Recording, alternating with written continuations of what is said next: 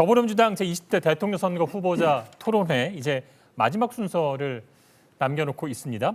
후보자들이 직접 고른 인생 영화의 스토리와 OST를 바탕으로 정치적 비전과 또 각오를 담은 마무리 발언을 해주실 텐데요. 시간은 1분씩 드리겠습니다. 이재명 후보부터 이제 시작할 텐데 준비가 되셨습니까? 네. 자, 들어보겠습니다.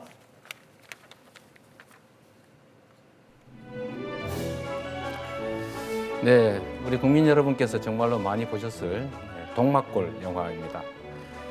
이 영화에서 북한군 장교가 마을 이장에게 묻습니다. 왜 이리 인기가 좋습니까? 그때 이장이 뭘 많이 먹여야지요. 즉 정치의 본질이 바로 민생에 있다, 먹고 사는 문제 해결에 있다는 점을 정확하게 지적한 것입니다. 대한민국의 대통령은 우리 국민들의 삶 그리고 국가의 운명을 통째로 책임지는 존재입니다.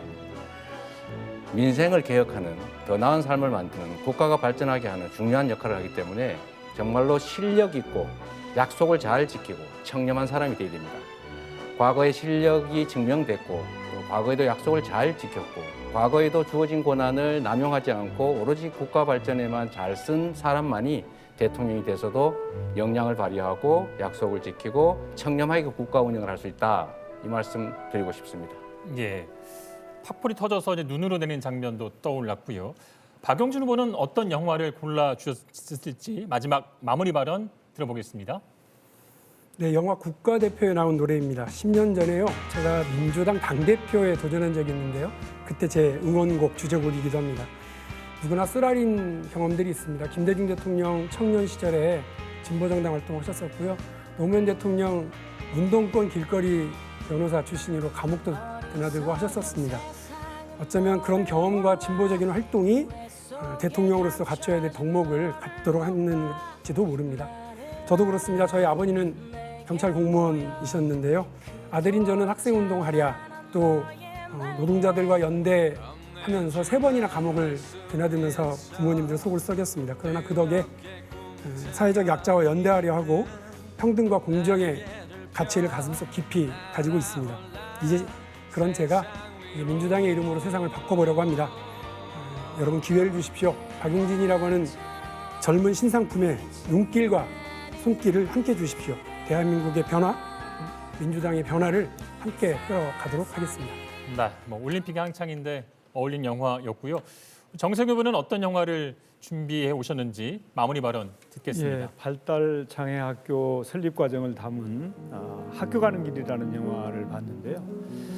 이 학교를 설립하기 위해서 어머니가 무릎을 꿇고 절규하는 내용이 들어 있어요. 정말 눈물을 흘리지 않을 수 없었는데 장애인이 살기 좋은 나라가 진짜 좋은 나라이고 선진국이라고 저는 생각을 합니다.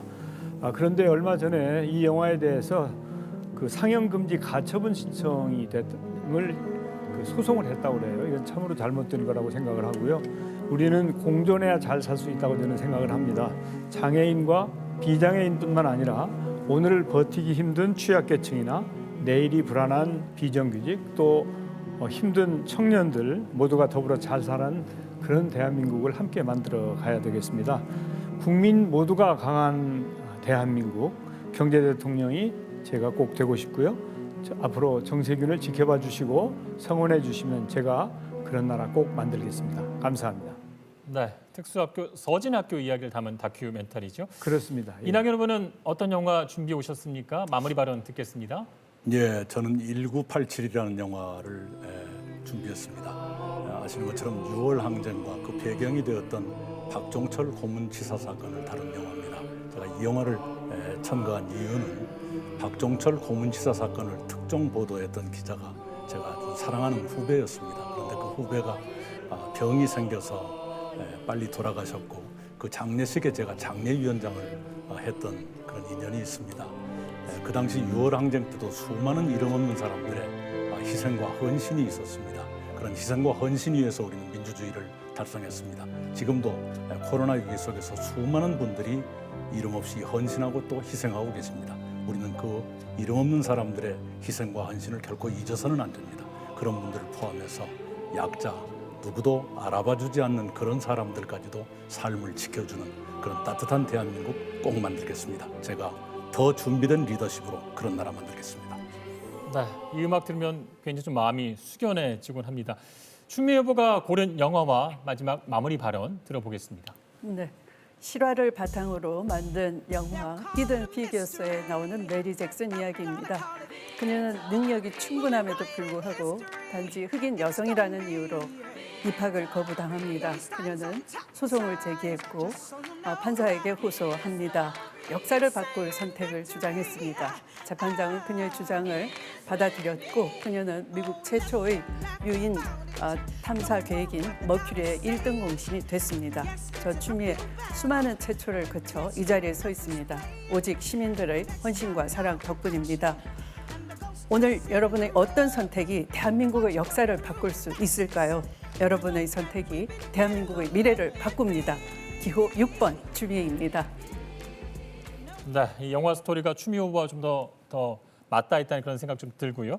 끝으로 김두관 후보가 고른 영화와 마무리 발언 들어보겠습니다.